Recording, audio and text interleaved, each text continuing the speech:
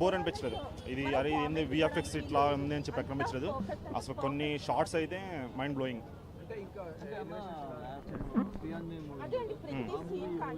Comparison లేదు. అది separate genre, ఇది డిఫరెంట్ జానర్. ఇందులో ఏదో సూపర్ హీరో పవర్స్ అని మనం స్పాయిల్స్ అని చెప్పకూడదు, బట్ కానీ చాలా బాగుంది.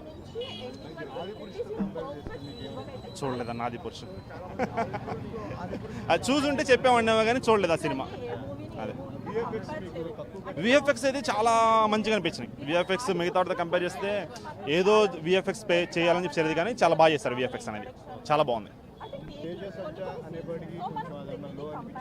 లేదు, చాలా మెచ్యూర్డ్ యాక్టింగ్ ఉంది.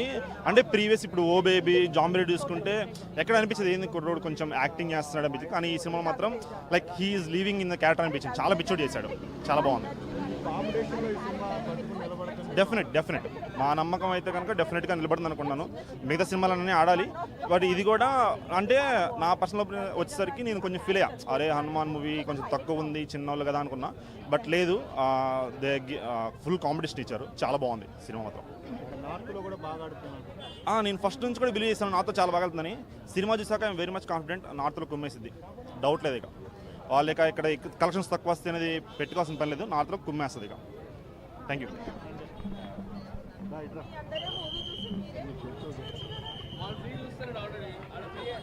భయ, నేను ఈ రివ్యూ అనేది ప్రతి ఒక్క హిందూ ప్రతి ఒక్కరు చూడాలని చెప్తున్నా, ఫేమస్ కావాలని మాత్రం కాదు. హనుమాన్ మూవీ, ఈ మూవీలో నేను చూసినప్పుడు హనుమంతుడు నా పక్కకు ఉండి ఈ సినిమా చూపించేటట్టు అనిపించింది. ఎందుకంటే ఈ సినిమా అనేది మన దేశమే కాదు, పూరా టోటల్ వరల్డ్ వైడ్ చూస్తుంది కాబట్టి ప్రతి ఒక్కరు చూడాలి. ఈ సినిమా అసలు మనం హిట్ కొడుతుందని కాదు, ఆల్రెడీ హిట్ అయిపోయింది. ఎలా అంటే ఈ మూవీలో ఒక మెయిన్ స్టార్టింగ్ టైటిల్స్ నుంచి ఇంటర్వెల్ బ్లాక్, లాస్ట్ క్లైమాక్స్, ఆ ఎఫెక్ట్ విఎఫ్ఎక్స్తోని మన హనుమంతుని చూస్తుంటే ఆ చాలీసా, హనుమాన్ చాలీసా ఎక్కడైతే జై హనుమాన్ జ్ఞానగుణ సాగర్ అనే ఆ సాంగ్ వస్తుంటే ఒక్కొక్కరికి ఆ చైర్ క్లైమాక్స్ అయిపోయినాక కూడా ఆ చైర్లకించి లేవనిపిస్తలేదు. నాకు టోటల్గా మూవీలో నాకు 4 సీన్స్ 4 హైలైట్స్ ఉన్నాయి. స్టార్టింగ్ టైటిల్స్ వచ్చినప్పుడు, ఈ సెకండ్ ఆ కామెడీ, ఇంటర్వెల్ బ్లాక్, ఫోర్త్ మన ఏమంటారు ఈ హనుమాన్ పార్ట్ 2 వస్తుంది. ఇంకా మూవీ అనేది ఎంత హనుమంతుడు అప్పుడు వీర సైన్యాన్ని వదిలిపెట్టేసి రామునికి ఇచ్చిన మాట ఇప్పుడు ఎలా తీర్చబోతున్న పార్ట్ 2లో అనేది ఈ క్లైమాక్స్ వచ్చింది. ఇప్పుడు ఈ పార్ట్ 1లో అయితే క్లైమాక్స్ మాత్రం సూపర్ ఉంది భయ్య. నిజంగా చెప్పాలంటే ఒక హిందూత్వాన్ని చూపించడానికి ఇప్పుడు అయోధ్య 22కి రిలీజ్ అవుతుంది కదా, అయోధ్యకి మన హిందూత్వం నుంచి సూపర్ బ్లాక్ బస్టర్ మూవీ.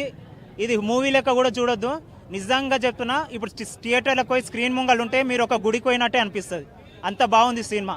ప్రతి ఒక్క హిందూ ఆనందంగా గుండె మీద చేతి వేసుకొని హ్యాపీగా ఫీల్ అవుతాడు, అంత బాగుంది సినిమా. జై శ్రీరామ్, జై శ్రీ ఆంజనేయం.